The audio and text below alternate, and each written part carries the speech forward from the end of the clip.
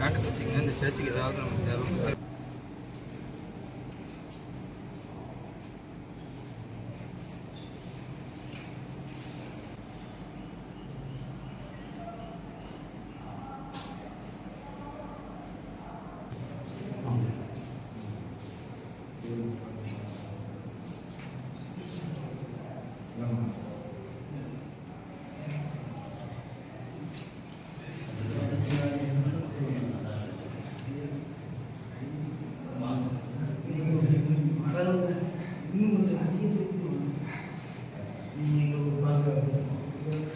பணம் வந்து களவாணிகிட்ட போயிருக்கிறது நீங்களே கண்டுக்காம விட முடியாது.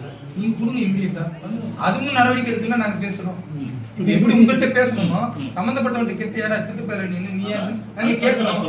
அது பொறுப்பு இல்ல. நீங்க சொல்லி 10 வருஷத்துக்கு முன்னால நடந்துச்சு அதை இப்ப கொடுக்குவா அது வேண்டாம் அப்படின்னா அது எப்படி வேண்டாம்? அதை கொடுங்க. வந்து பொறுப்பு வந்து மறைமாவட்டம் எடுத்துக்கிட்டாங்க. மறைமாவட்டம் வந்து நம்ம மறைமாவட்டம் அவங்க கையில தான் இருக்கு. தப்பு நடந்தது உங்களுக்கு தெரியுங்களா? 10 வருஷத்துக்கு முன்னால நடந்த தப்பு உங்களுக்கு தெரியுங்களா? அதை நீங்க கொடுங்க. அதை கொடுக்கணும்ல. நான் தார்மீக இப்போ நான் அப்படி எங்க மசூதியில நான் சொல்லல, அவங்க சொல்லி தானே உங்களுக்கு தெரியும். இல்ல அவங்க சொல்லி தான் நீங்க வந்திருக்கீங்க. அவங்களுக்கு தான் தெரியும்ல 10 வருஷத்துக்கு முன்னாடி நீங்க சொன்னது அவங்க சொல்லியிருக்காங்க. உங்களுக்கு எனக்கு சொன்னது இல்லை. எனக்கு தான் சொல்லுவாங்க. நீங்க சொன்னது வேணாலும் சொல்றேன். சரி ரைட். நீங்க வார்த்தை விளையாட்டுக்கெல்லாம் நான் வரல. நான் ரொம்ப ஈஸியாக என்ன சொல்றேன்னா இவர் என்ன சொன்னாரோ அதுதான் என்னுடைய கருத்து. எடுப்போம், நடவடிக்கை எடுப்போம். ஆமா, அது நடவடிக்கை எடுப்போம்ன்றது போலீஸ் எடுக்கும் போது அது போலீஸ்க்கு என்ன பிரச்சனை அழுத்தம் கொடுக்குறோம். ஆமா, நீங்களும் அழுத்தம் கொடுங்க. நாங்களும் எங்க தரப்புல அழுத்தம் கொடுப்போம். மிகப்பெரிய அழுத்தம் கொடுப்போம். நான் பர்சனலா உங்களுக்கு வைக்கிறது கேட்குறேன்னா 10 வருஷத்துக்கு முன்னால இவ்வளெல்லாம் எனக்கு கொள்ளையடிச்சிருக்காங்கன்றது உங்களுக்கு தெரியுது. எனக்கு தெரிஞ்சு நான் உங்களுக்கு ஒரு கோரிக்கை வைக்கிறேன். அந்த திருட்டு பயலுங்க மேலும் நீங்க கம்ப்ளைண்ட் கொடுங்க. அதையும் நடவடிக்கை எடுக்கணும். ஏன்னா திருச்சபையில ஒரு சர்ச் பணம் என்பது தனிநபர் பணம் கிடையாது. அதனால அதை நீங்க கம்ப்ளைண்ட் கொடுத்து அதை எடுத்தா உண்மையிலுமே நல்லா நீங்க கம்ப்ளைண்ட் கொடுங்க. நீங்களும் ஒரு கம்ப்ளைண்ட் கொடுங்கல்ல.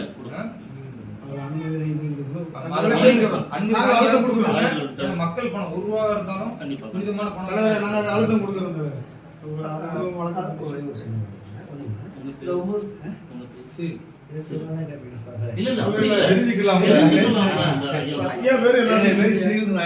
சரிங்களா? அதாவது நான் என்ன கேட்குறேன்னா இந்த 9 பேர் தப்பு செஞ்சுருக்காங்கல்ல, யாரோ எவ்வளோ அந்த 9 பேர்த்த வந்து நம்ம கோயிலேருந்து நீக்கிருக்கீங்களா? நம்ம கோயில் பக்கத்தில் தானே இருக்காங்க. 9 பேருமே ஆக்சிடென்ட் இருக்காங்க. நீதிமன்றம் முடிவு இல்லை. அது என்ன செஞ்சிருக்கீங்க? எதை நீக்கிறீங்களா இல்லையா? நீதிமன்றம் உத்தரவு வருவீங்க. மறை மாவட்டத்துல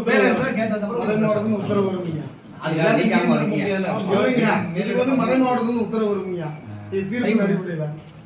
தீர்ப்பு அடிப்படையில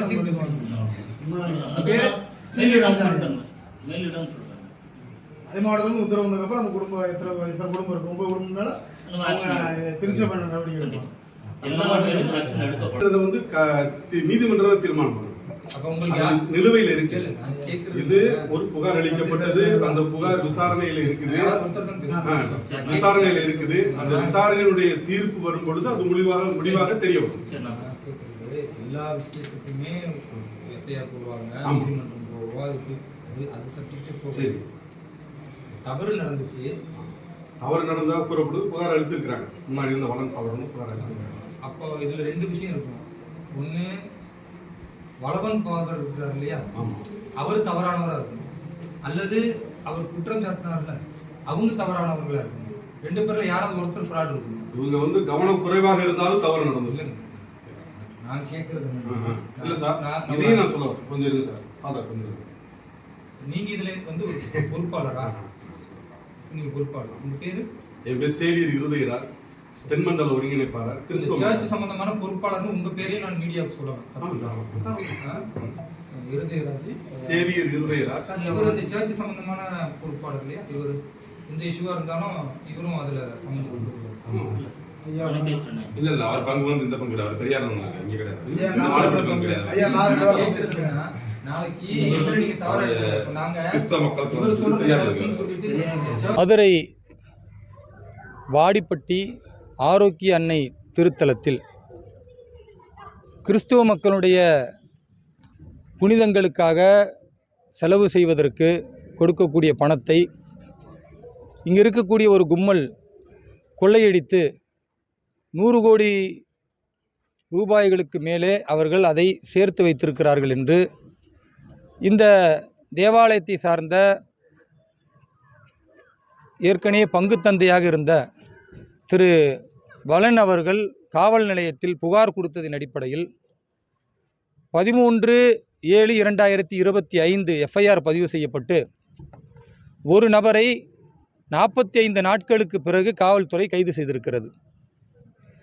தமிழக காவல்துறையை கையில் வைத்திருக்கிற சிறுபான்மை காவலன் வேஷம் போடும் ஐயா ஸ்டாலின் அவர்களிடத்தில் நாங்கள் கேட்கக்கூடிய கேள்வி, இந்த வாடிப்பட்டியினுடைய திருத்தலத்தில் 100 கோடி ரூபாய்களுக்கு மேல் கொள்ளையடிக்கப்பட்டிருக்கிறது என்ற இந்த புகாரை முறையாக காவல்துறையினர் விசாரிக்காமல் தலைமறைவாக இருக்கக்கூடிய அந்த குற்றம் சாட்டப்பட்டவர்களை கைது செய்யாமல் வேடிக்கை பார்ப்பது என்பது உண்மையாகவே கிறிஸ்துவ மக்களுக்கு எதிராக இழைக்கப்படக்கூடிய அநீதியாக நாங்கள் கருதுகிறோம். திமுக ஆட்சியை பொறுத்தவரை வாயளவில் சிறுபான்மை மக்களுக்கு பாதுகாவல் என்று சொன்னாலும் சிறுபான்மை மக்களுடைய தேவாலயங்களோ மசூதிகளோ புனித தலங்களில் நடக்கக்கூடிய ஊழல், அந்த சொத்துக்கள் சூறையாடக்கூடிய சூழல் இருக்குமே. ஆனால் அதை கண்டுகொள்ளாமல் வழக்கம் போல வாக்கு வங்கிக்காக அந்த மக்களை ஏமாற்றுவதற்கு ஐயா ஸ்டாலின் அவர்களும் துணை முதல்வராக இருக்கிற உதயநிதி ஸ்டாலின் அவர்களும் தொடர்ந்து ஏமாற்ற பேச்சை பேசி கொண்டிருக்கிறார்கள். இந்த கொள்ளையடிக்கப்பட்ட பணம் மீண்டும் தேவாலயத்திற்கு வர வேண்டும். தலைமறைவாக இருக்கக்கூடிய குற்றம் சாட்டப்பட்டவர்களை உடனடியாக காவல்துறை கைது செய்ய வேண்டும். இதில் எத்தனை கோடி ரூபாய்கள் பணம் கொள்ளையடிக்கப்பட்டிருக்கிறது என்பதை வெளிப்படையாக மக்களுக்கு தெரிவிக்க வேண்டிய பொறுப்பு காவல்துறையினருக்கும் இருக்கிறது. இன்றைக்கு இங்கே இருக்கிற பங்குத்தந்தை உள்ளிட்ட மிக முக்கியமானவர்களை நாங்கள் தேவாலயத்தில் நேரில் சென்று பார்த்தோம், பேசினோம். கடந்த 10 ஆண்டுகளாக இந்த ஊழல் தொடர்ந்து கொண்டிருக்கிறது என்ற அந்த வருத்தமான செய்தியை அவர்கள் சொல்லுவதன் மூலமாக கோடிக்கணக்கான ரூபாய் கொள்ளையடிக்கப்பட்ட பணத்தை காவல்துறையில் முறையாக ஒரு பங்குத்தந்தையே புகார் அளித்தும் இன்னும் தலைமறைவாக இருக்கிறார்கள் என்று சொன்னால், அப்போ தலைமறைவு குற்றவாளிகளை தனிப்படை அமைத்தாவது காவல்துறை பிடிக்க வேண்டும் என்கிற அந்த எண்ணம் ஏன் தமிழக முதல்வருக்கு வரலை? ஒரு செய்தி பூதாகரமாக்கப்பட்டால் மீடியாக்கள் மூலமாக அது மக்கள் பேசப்படக்கூடிய செய்தியாக இருந்தால் மட்டும்தான் ஐயா ஸ்டாலின் அவர்கள் கவனம் எடுப்பார்களா? அல்லது இதுபோன்ற சிறுபான்மை மக்கள் கொஞ்சம் கொஞ்சமாக தங்களுடைய தேவாலயத்திற்கு கொடுக்கக்கூடிய பணத்தை கொள்ளையடிக்கும் பொழுது அந்த குற்றவாளிகளை பாதுகாப்பதற்கு தமிழக அரசோ அல்லது காவல்துறையோ முனைகிறதா என்ற சந்தேகத்தை நாங்கள் எழுப்ப விரும்புகிறோம். அதனால் உடனடியாக சம்பந்தப்பட்டவர்கள் மீது நடவடிக்கை எடுக்க வேண்டும் என்ற கோரிக்கையை நாங்கள் முன்வைக்கிறோம். ஒன்று. இரண்டாவதாக, எப்படி சிறுபான்மை சமூகத்தின் பாதுகாவலன் என்று சொல்லி ஐயா ஸ்டாலின் அவர்கள் மக்களை ஏமாற்றி சிறுபான்மை மக்களை வஞ்சிக்கிறாரோ, அதே போன்று பெரும்பான்மை இந்து சமூகத்தையும் தொடர்ந்து இழிவுபடுத்தக்கூடிய நேரத்தில் உலக ஐயப்ப பக்தர்கள் மாநாடு என்று கேரளாவில் நடக்கக்கூடிய அந்த மாநாட்டிற்கு கம்யூனிஸ்டினுடைய கட்சியினரும் அந்த அரசும் இங்கு திரு ஸ்டாலின் அவர்களை அழைக்கும் பொழுது முதலில் வருகிறேன் என்று சொன்னார். பிறகு பாரதிய ஜனதா கட்சி கடுமையான தன்னுடைய கண்டனங்களை பதிவு செய்தது. ஏனென்றால் கடந்த காலத்தில் ஐயா ஸ்டாலினிலிருந்து அவருடைய மகன் உதயநிதி அவர்களிலிருந்து அந்த கட்சியில் இருக்கக்கூடிய ராசா, இன்னும் அந்த கட்சியில் இருக்கக்கூடிய துரைமுருகன், கனிமொழி அவர்கள், இவர்கள் அத்தனை பேருமே இந்து மதத்தினருடைய நம்பிக்கை இழிவுபடுத்தியதோடு, சனாதன தர்மத்தை இழிவுபடுத்தியதோடு, இந்து மதத்தினுடைய விக்கிரகங்களை எல்லாம் மிகவும் அசிங்கமாக ஆபாசமாக பேசியிருக்கிறார்கள். அப்படிப்பட்ட அயோக்கியர்களை உலக ஐயப்ப பக்தர்கள் மாநாட்டுக்கு அழைப்பது என்பது கேலிக்குரியது மட்டுமல்ல, இந்து மத நம்பிக்கைகளை யார் உறுதியாக பின்பற்றுகிறார்களோ அந்த இந்து சொந்தங்களை இழிவுபடுத்துவதற்கு சமம். அதனால் ஒரு காலத்திலும் பாரதிய ஜனதா கட்சி இதை பொறுத்து கொள்ளாது என்று திரு ஸ்டாலின் அவர்களிலிருந்து திமுக திகாவிலிருந்து என்னவெல்லாம் கடவுள் நம்பிக்கையை பற்றி இழிவாக பேசியிருக்கிறார்களோ, ராமபிரானை பற்றி பேசியிருக்கிறார்களோ அத்தனையும் பதிவு செய்து கேரளாவினுடைய மலையாளம் மொழியில் அதை மொழியாக்கம் செய்து வெளியிட்டதும் கேரளா முழுக்க இப்போ கொந்தளிப்பாக இருக்கிறது. திமுக இங்கே உள்ளே வரக்கூடாது என்று கேரள மக்கள் கொதித்தெழுந்திருக்கிறார்கள். குறிப்பாக இந்து மக்கள் அங்கு கொதித்து போயிருக்கிறார்கள். எப்படி இங்கு சனாதன தர்மத்தை இழிவுபடுத்தி பேசிய பிறகு ராஜஸ்தான் மாநில தேர்தல் பிரச்சாரத்திற்கு காங்கிரஸ் கூட்டணியில் எல்லாரும் வந்தாலும் திமுக வரக்கூடாது என்று ராகுல் காந்தி சொல்லி தடுத்தாரோ, அதே நிலையை அதே இழிவை இன்றைக்கு திமுக கேரளத்தில் சந்தித்து கொண்டிருக்கிறது. வழக்கம் போல இப்பொழுது பின்வாங்கி அறநிலையத்துறை அமைச்சர் சேகர் பாபுவை நாங்கள் அனுப்பி வைக்கிறோம் என்று சொல்லியிருக்கிறார். நீங்கள் யாரை அனுப்பினாலும் நீங்கள் இந்து விரோதிகள் என்பதும் சனாதன தர்மத்திற்கான எதிரிகள் என்பதையும் தமிழக இந்துக்களும் அதே போன்று கேரள இந்துக்களும் இன்றைக்கு புரிந்திருக்கிறார்கள். ஒரு பக்கம் சிறுபான்மை சமூகத்தை ஏளனமாக இழிவுபடுத்தக்கூடிய வேலை, மத்திய அரசுக்கு எதிராக அச்சமூட்டக்கூடிய வேலையை, சிறுபான்மை சமூகத்திற்கு விஷத்தை விதைக்கக்கூடிய வேலையை ஐயா ஸ்டாலின் பார்க்கிறார். இன்னொரு பக்கம் தன்னுடைய எடுபிடிகளை வைத்து இந்து மதத்தினுடைய தர்மங்களை இழிவுபடுத்த பார்க்கிறார். இது இரண்டையுமே நாங்கள் வன்மையாக கண்டிக்கிறோம். அதேபோன்று இன்றைக்கு கல்விக்காக ஒதுக்கக்கூடிய நிதி என்பது 22வது மாநிலமாக தமிழகம் பின்தங்கி இருக்கிறது. தமிழகத்தினுடைய மாணவர்கள் எல்லாம் இன்றைக்கு கல்வி கிடைக்காமல், ஆசிரியர்கள் பாடம் எடுப்பதற்கு இல்லாமல், ஆசிரிய பெருமக்கள் யாரெல்லாம் பணி நியமனத்தை செய்கிறோம் என்று சொல்லி அதையும் செய்யாமல் தமிழகத்தின் கல்வி முன்னேற்றம் என்பது மிகவும் சீரழிந்து போயிருக்கிறது. தமிழக முதல்வர் எல்லாத்திலையும் முன்னேற்றம் என்று சொல்லக்கூடியவர் ஏன் கல்வியில் பின்தங்கி போயிருக்கிற இந்த தமிழகத்தை முன்னேற்ற முனையவில்லை? பணம் இல்லையா அல்லது உங்களுக்கு மனம் இல்லையா என்ற கேள்வியை பாரதிய ஜனதா கட்சியின் சார்பாக எழுப்புகிறோம். அதேபோன்று தமிழகத்தில் தொடர்ந்து இங்கு வன்முறையும் அதே போன்று கூலிப்படையினுடைய கொலைகளும் ஆணவ கொலைகளும் தொடர்ந்து நடந்து கொண்டிருக்கிறது. இதை கட்டுப்படுத்த திமுக ஆட்சியில் 0 மதிப்பெண் என்ற அளவிற்கு முற்றிலும் தோல்வி அடைந்திருக்கிறது.